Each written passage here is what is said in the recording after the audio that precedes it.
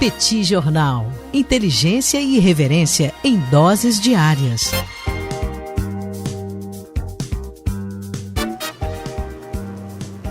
Olá, gente. Bem-vindos ao bate-papo do Petit Jornal dessa semana, o encontro semanal entre eu, Daniel Souza, e também Tanguy, o Bagdadi, para repercutir um pouco os acontecimentos de economia e de política internacional aqui no nosso podcast do Petit Jornal. Não é isso, Tanguy? É isso, Daniel. Pô, antes da gente começar, eu queria fazer um breve jabá, pode? Deve. Acho que deve. Então tá bom. Na terça-feira que vem, dia 2 de junho, eu e você vamos começar... Você tá sabendo? Você foi avisado ou não? Não fui avisado, não. Você mandou telegrama? Não. Mandou carta? Não, na verdade foi mensagem. Mensagem? Depois você dá uma olhada no seu WhatsApp, a gente vai começar o nosso primeiro curso, o primeiro curso do Petit Jornal. Quem assistiu a aula gratuita da gente já está sabendo, quem ouviu pelo menos a minha coluna, eu falei sobre isso também. Eu não tive o desprazer de ouvir a sua última coluna ainda, mas o farei, né, para conferir se você falou sobre o curso também. Então, só para lembrar, pessoal que não se inscreveu ainda, pessoal que não deu uma olhada nisso ainda, a gente vai começar no próximo dia 2 de junho, na terça-feira, às 21 horas, nesse horário que a gente costuma fazer aqui, né? Hoje é quarta, mas a gente vinha fazendo às terças-feiras.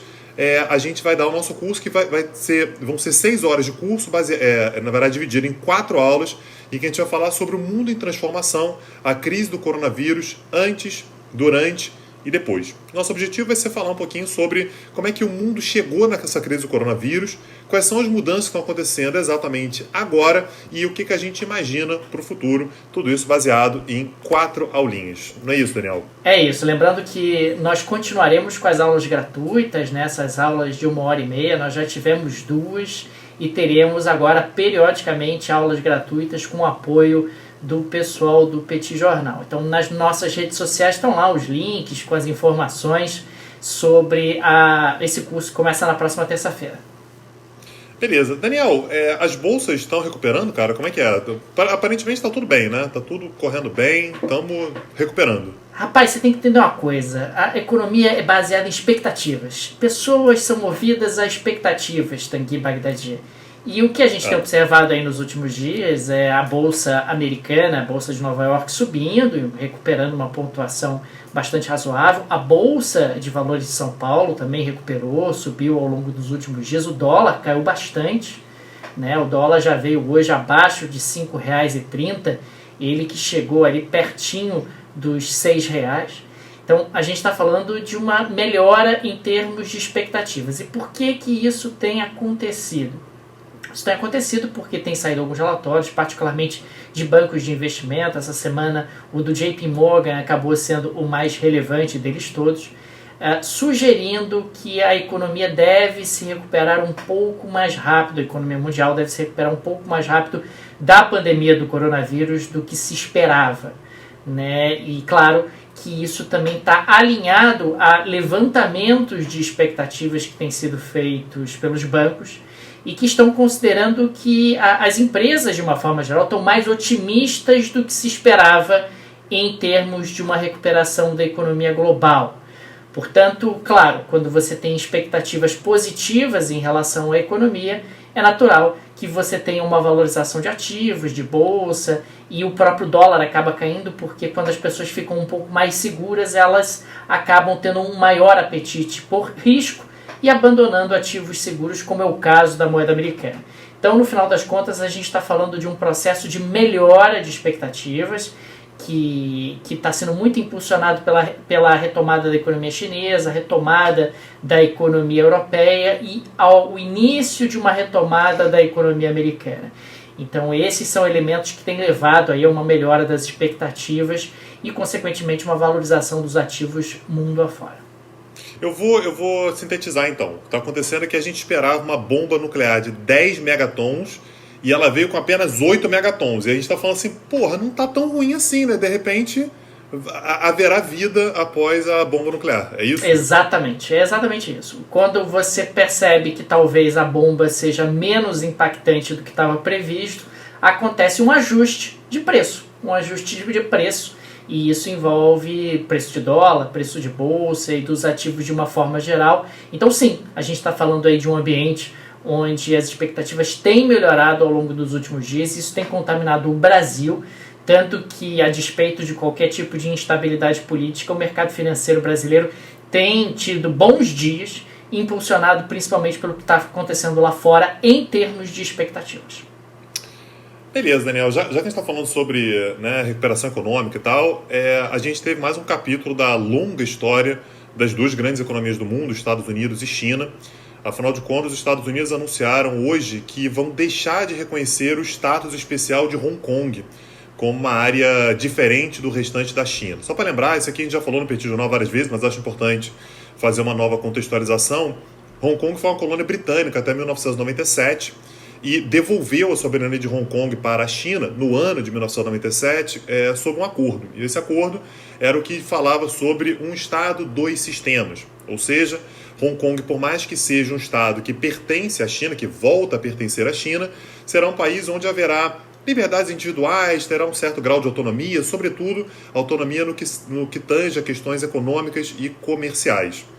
Só que a gente teve o Congresso da China na semana passada. Quando eu digo Congresso da China, como se fosse o legislativo chinês, né, se reuniu com algum atraso, já era para ter se reunido, mas por conta da crise do coronavírus acabou sendo adiado e aconteceu na semana passada. E esse Congresso definiu que foi dada autorização para que a China refaça a Lei de Segurança Nacional. E basicamente essa Lei de Segurança Nacional vai determinar que a República Popular da China, a China comunista, a China enorme que a gente conhece, vai ter um poder de polícia ainda mais forte em Hong Kong. Ou seja, todas aquelas manifestações que a gente tem visto ao longo dos últimos anos, muito provavelmente serão reprimidas com ainda mais violência do que já vinham sendo reprimidas até esse momento. Então, os Estados Unidos basicamente recuaram e falaram assim, olha, pra gente, Hong Kong não é mais uma região que tem autonomia comercial e financeira e, portanto, isso vai acabar levando muitos investidores a tirarem o dinheiro de Hong Kong, o que pode piorar bastante a situação. Basicamente, o que os Estados Unidos estão dizendo a gente não acredita mais que Hong Kong tenha qualquer tipo de autonomia. Quem está governando Hong Kong, na prática, é a própria China. E isso vem acompanhado de uma discussão que está acontecendo no legislativo de Hong Kong, que é uma discussão que fala sobre o hino nacional chinês. A lei que os congressistas de Hong Kong pró-China estão tentando passar, pressionados pela China também, é uma lei que diz que se o hino nacional chinês for desrespeitado, isso pode dar prisão. Ou seja, Hong Kong de fato está passando por um momento no qual aquela liberdade que era tanto apregoada com relação à liberdade de manifestação, liberdades individuais, ela está sendo seriamente restrita e os Estados Unidos reagiram já. Infelizmente me parece que a China vai numa constante, né? Ela vai tentando sufocar Hong Kong no que diz respeito às suas liberdades individuais, dependendo da reação. Ela recua um pouco, depois ela avança mais um pouco, recua um pouco, avança mais um pouco. É quase que um jogo de paciência onde ela sugere eu vou absorver Hong Kong. É uma questão de tempo, pode demorar um pouco mais, pode demorar um pouco menos, mas Hong Kong não vai ficar com um sistema diferente do restante da China. Hong Kong será absorvido pelo restante do território chinês. A questão para a China, quando a gente olha para Hong Kong, a grande questão é que você tem uma área, né, uma região autônoma que pertence à China, que tem regras especiais, e a preocupação que a China tem o tempo todo é que isso possa influenciar outras regiões chinesas a buscar direitos parecidos, direitos similares. E a gente sabe que a China ela tem uma preocupação muito grande da coisa não sair do controle. Então, se você começa a ter uma massa de pessoas dentro da China protestando, a gente está falando sobre um país que tem uma quantidade de gente que é fora do comum. Então, a China está tentando pegar Hong Kong como o exemplo. Olha, dá uma olhada no que acontece com Hong Kong quando Hong Kong começa a tentar passar um pouco daquilo que a gente fez como concessão e tal. Então, como as manifestações em Hong Kong foram por uma garantia de uma liberdade, de autonomia, sobretudo porque é importante notar que Hong Kong tem regras especiais, mas quem disputa as eleições para o executivo de Hong Kong continuam sendo pessoas indicadas pela China. Então, o que a China está dizendo a população de Hong Kong está querendo superar isso. o acordo era esse, o acordo desde o início é esse. A gente não aceita fazer concessões maiores e é bom que o restante da China também não fique achando que o status especial de Hong Kong vai ser estendido para eles também. Perfeito. O que mais que a gente tem na nossa pauta aí de hoje? Como é que tá o Trump nas redes sociais, Daniel? Fiquei sabendo que ele ganhou uma bandeirinha. Pois é, ele ganhou uma bandeirinha de conteúdo inapropriado, né, em um dos seus tweets. Agora o Twitter está realmente com essa política de tentar combater fake news e divulgações de informações que não estariam atreladas ao factual. E o que acabou acontecendo foi que uma das publicações do Trump acabou sendo marcada pelo Twitter como sendo fake news ou como sendo algo que não era preciso e não era um conteúdo próprio, um conteúdo adequado. E o Trump ficou irritado e acabou subindo o tom, dizendo inclusive que poderia fechar as redes sociais caso elas continuassem com esse tipo de censura. Chamou de censura o que foi feito pelo Twitter e declarou guerra às redes sociais. Claro que ele não vai fechar as redes sociais, claro que me parece acima de tudo uma retórica, mas o Trump subiu o tom. No Brasil, essa semana, inclusive, aliás, no dia de hoje, nós tivemos aí uma operação da Polícia Federal também por conta de um inquérito aberto no âmbito do Supremo com fake news, etc. Então, nos Estados Unidos também está havendo uma movimentação com uma natureza e características diferentes, mas envolvendo o Twitter, que é a rede social preferida do presidente Trump, e o próprio presidente Trump, né? Os dois estão aí com rusgas, porque cada vez mais se debate qual é a responsabilidade dessas plataformas de rede social sobre o conteúdo que lá é divulgado. Quer dizer, o que você publica é responsabilidade sua, ou então a plataforma tem alguma responsabilidade de avisar as pessoas que aquele conteúdo é impróprio, que aquele conteúdo não é verídico. A gente está falando de algo absolutamente novo, algo que ninguém sabe exatamente como lidar, mas está havendo uma tendência de uma certa busca de autorregulação por parte das plataformas sociais. O Twitter começou com esse movimento, o Facebook também está bastante avançado nesse movimento, já tem até um conselho para o qual você pode recorrer caso você se sinta injustiçado, um conselho formado por pessoas fora do Facebook. As plataformas estão tentando buscar algum tipo de autorregulação e tentar, de alguma maneira, sinalizar para as pessoas que alguns conteúdos não são exatamente verdadeiros. A discussão que o Trump fez, que o Trump iniciou, foi porque vários estados, lembrando, tem eleição, né, no início de novembro desse ano agora nos Estados Unidos, e a preocupação é que por conta da pandemia, muitos estados têm um nível de abstenção muito elevado, porque as pessoas possam ter medo de ir até a sessão para votar. Então, vários estados têm aumentado bastante os procedimentos. Lembrando que as eleições nos Estados Unidos elas são muito estaduais, então cada estado tem uma regra diferente, uma lei diferente, tem permissões diferentes, mas vários estados americanos iniciaram movimentos de voto pelo correio. E o Trump fez uma postagem no Twitter dizendo que isso aumenta muito as fraudes.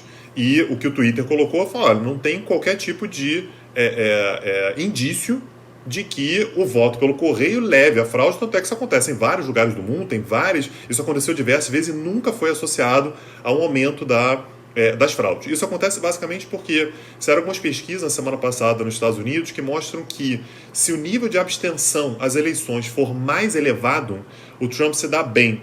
Basicamente, o raciocínio, para simplificar bastante, ele diz que pessoas mais preocupadas com a pandemia tendem a votar menos no Trump. São pessoas mais críticas ao governo. É uma situação que a gente vê um pouco parecida aqui no Brasil também, né? Apoiadores do governo tendem a dizer que não é tão grave assim. Pessoas que são detratoras do governo tendem a aumentar o seu nível de alerta com relação à pandemia. Então, basicamente, o que ele está dizendo é: se muita gente votar, mais pessoas que são contrárias ao governo tendem a ir para as urnas e isso tende a piorar o resultado eleitoral do Trump. O que ele falou, assim, é claro que tem uma ameaça implícita, mas o que ele disse antes que as vozes conservadoras sejam abafadas, nós faremos todo o possível, mesmo que seja necessário fechar as redes sociais. Então, assim, tem um elemento retórico que é, obviamente, para as pessoas falarem assim: que absurdo, ele está dizendo isso. E ele consegue reforçar a base dele, dizendo: é isso mesmo, porque as vozes conservadoras não podem ser caladas. Então, foi mais ou menos esse o contexto do tweet do Trump. E é um debate, sem dúvida alguma, muito delicado, né? Porque, de um lado, existem realmente informações que às vezes são divulgadas e que têm um impacto de desinformação, E ao mesmo tempo existe a questão da liberdade de expressão, né? Você tem o direito ali de colocar as suas ideias de maneira livre. Então é um debate que não é trivial, não é simples. A gente está começando apenas a falar disso de maneira mais estruturada e organizada e vamos ver o que acontece ao longo dos próximos tempos, mas é um debate sem dúvida alguma importante. Você falou sobre o Facebook, acho que vale a pena, quem tiver interesse nesse debate, dar uma olhada em mais um depoimento que o Zuckerberg teve que fazer diante de legisladores, não sei agora se foi na Câmara dos Deputados ou se foi no Senado, alguma comissão, para falar sobre isso, e a impressão que ficou o tempo todo é que ele tem um poder muito grande nas mãos e muitas vezes ele não quer esse poder todo, ele gostaria de ser apenas uma rede social, mas coisas que acontecem ali são muito importantes para o futuro da democracia, enfim, e foi exatamente por isso que ele criou, na verdade a ideia dele é criar instituições para lidar com isso em nome do Facebook. Então, é de fato a grande discussão do século XX. Lembrando que a última eleição americana ela foi toda baseada nisso, né? O grande debate foi: será que hackers russos influenciaram nas eleições americanas ou não? Eu não tenho nenhuma expectativa de que nos próximos 20 anos a gente vai ter alguma eleição sem que isso seja um tema fundamental dos debates eleitorais. Ok, vamos adiante. Qual é o nosso próximo tema aí? Caged? O que quer dizer isso? Caged, Tanguy. Caged? Pô, pareceu tão americano, cara. Parecia tão inglês. Ai, meu Deus. É Caged? Caged é divulgado, antigamente era pelo Ministério do Trabalho, agora essa informação é divulgada pelo Ministério da Economia, mas faz referência aí ao monitoramento em relação aos empregos formais no Brasil com carteira assinada. E no mês de abril, nós tivemos na realidade a divulgação de março e abril. Por conta da pandemia houve um acúmulo atípico de 2 meses. E nesses 2 meses, março e abril, o Brasil fechou mais de 1 milhão de postos de trabalho, né? Considerando março e abril. Se a gente considerar apenas o mês de abril, foram fechados 860 mil postos de trabalho. É o pior dado da série histórica. A série histórica ela existe desde 1992. E para você ter uma ideia, o pior mês de abril, é sempre importante comparar com o mesmo período de anos anteriores para tentar expurgar qualquer tipo de sazonalidade que muitas vezes acontece. O pior mês de abril da história, da série histórica do Caged, tinha sido em 2015. E em 2015 tinham sido fechados algo em torno de 90 mil postos de trabalho. E em 2020, no mês de abril de 2020, nós tivemos o fechamento de 860 mil postos de trabalho. Isso é, sem dúvida nenhuma, algo extremamente preocupante.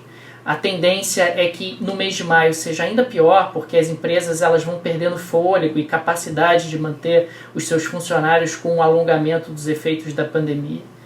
E a gente está vivendo realmente um quadro extremamente preocupante no Brasil.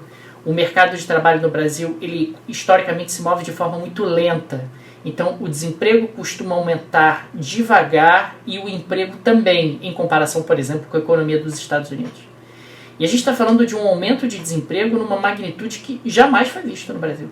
Jamais foi visto nada parecido em termos de destruição de postos de trabalho. Lembrando que todos esses números que eu falei agora, e o Caged, ele faz referência a empregos formais, com carteira assinada.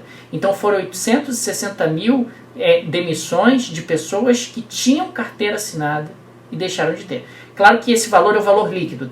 Todo mês você tem contratações e tem demissões, e o que o Caged consolida e divulga é o valor líquido. Nesse caso, nós tivemos liquidamente, pegando as pessoas que foram contratadas, menos as que foram demitidas, ficou o valor negativo de 860 mil postos de trabalho. Impressionante. E como você falou, né, no início do bate-papo de hoje, economia é sobre expectativa, né? E quando a gente olha para as expectativas com relação ao futuro da pandemia no Brasil, os dados são bastante preocupantes, né? A gente teve um estudo da Universidade de Washington, né, Universidade dos Estados Unidos, dizendo que nesse momento as Américas já são o foco da pandemia. Naturalmente o Brasil está aí, né, figurando como um dos países que tem a maior quantidade de casos e uma mortandade muito elevada. Naturalmente não dá para comparar ainda com os Estados Unidos. Os Estados Unidos acabaram de ultrapassar as 100 mil mortes. Né? Esse é um dado agora no New York Times que diz que as mortes por Covid nos Estados Unidos já superam todas as mortes de soldados americanos em combate desde a Guerra da Coreia. Ou seja, de 1950 para cá, morreram mais pessoas por Covid do que soldados americanos em combate. Olha que os Estados Unidos se envolvem numa quantidade bastante grande de soldados. O Brasil deve ter ultrapassado hoje talvez as 24 ou 25 mil mortes, mas a curva parece ainda estar em ascensão. E esse estudo da Universidade de Washington diz que a expectativa que eles estão é que o Brasil pode atingir 125 mil mortos em agosto, ou seja, é um período muito dilatado e, como você disse, né, as empresas elas vão perdendo fôlego. É óbvio que, mais uma vez, isso é apenas mais um estudo, é impossível saber se isso vai se confirmar ou não, mas se as empresas vão perdendo fôlego, a gente está imaginando que talvez somente em agosto a gente comece a ter algum tipo de alívio nessa situação. Então, pensando em termos de expectativas, a expectativa certamente é bastante preocupante também. Eu acho que vamos ter ainda dias difíceis por aqui, né, Tagui? Muito difíceis. Só um último tema, Daniel. Outro governo, na verdade, que está passando por uma situação muito difícil em termos de pandemia, que é o Reino Unido, está muito sob pressão nesse momento, porque um dos assessores mais próximos do Boris Johnson está, de fato, sendo muito pressionado para renunciar. O nome dele é Dominic Cummings. É um dos estrategistas do governo, é uma das pessoas mais próximas do primeiro-ministro e é um dos caras considerados mais importantes para que o Boris Johnson tenha tido uma votação tão significativa nas eleições que aconteceram em dezembro do ano passado. E ele está sendo muito pressionado pelo fato de que a imprensa conseguiu descobrir que ele fez uma viagem de cerca de 400 quilômetros, saindo de Londres e indo em direção ao norte, porque a esposa dele ficou doente. E não está confirmado ainda se foi Covid, mas aparentemente não. Mas ela ficou doente e eles têm um filho de 4 anos. E eles fizeram uma viagem de 400 quilômetros em direção ao norte, no momento em que o governo tem apelado para que as pessoas fiquem em casa. Tem sido uma discussão muito grande no Reino Unido, se o Reino Unido está sendo incisivo o suficiente com relação à necessidade das pessoas ficarem em casa, inclusive gerando um racha dentro do próprio Reino Unido. A Inglaterra, que é uma parte do Reino Unido, tem sido um pouco mais leniente com relação à mensagem do que o País de Gales, a Escócia e a Irlanda do Norte. Então esses 3 outros países estão falando, olha, a gente não confia no direcionamento que o primeiro-ministro tem dado, porque a gente gostaria que ele fosse mais incisivo.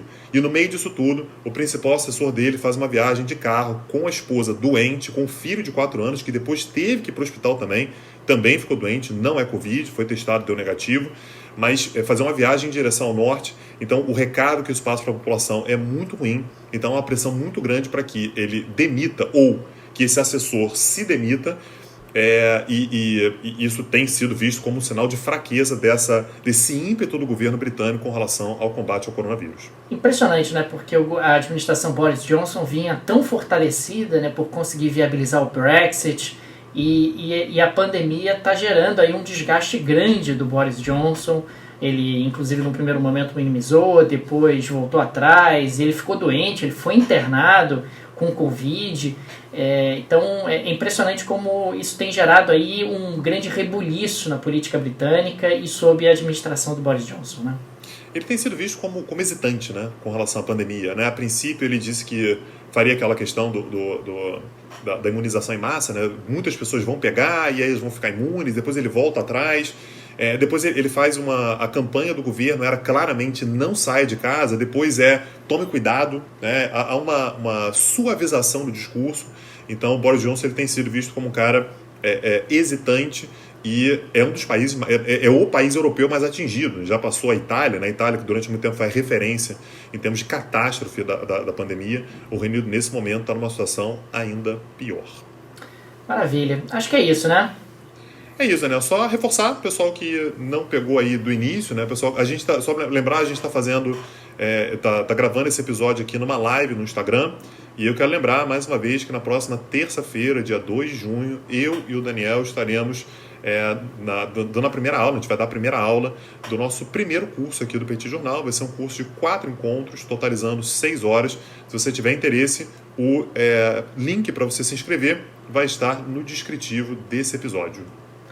E no mais, eu queria agradecer muito aos nossos apoiadores, né? Os apoiadores do podcast, Tang, que foram fundamentais para a gente chegar aqui. O nosso projeto está crescendo, realmente ele está começando a dar frutos. E sem eles, nós não teríamos chegado até aqui. Inclusive, agora a gente tem apoiadores no exterior, agora com o Patreon, que a gente abriu até a pedido de alguns deles. E informar os nossos apoiadores que eles vão ter uma novidade muito em breve, né, Tanguy? Vamos ter aí novidades importantes ao longo desses próximos tempos. A nossa interação com eles vai ser muito mais próxima. Então fica aí o nosso agradecimento aos apoiadores e o convite para quem quiser se tornar apoiador do Petit Jornal no Apoia-se, se vive no Brasil, ou no Patreon, se vive fora do Brasil. A gente tem muitos ouvintes fora do Brasil.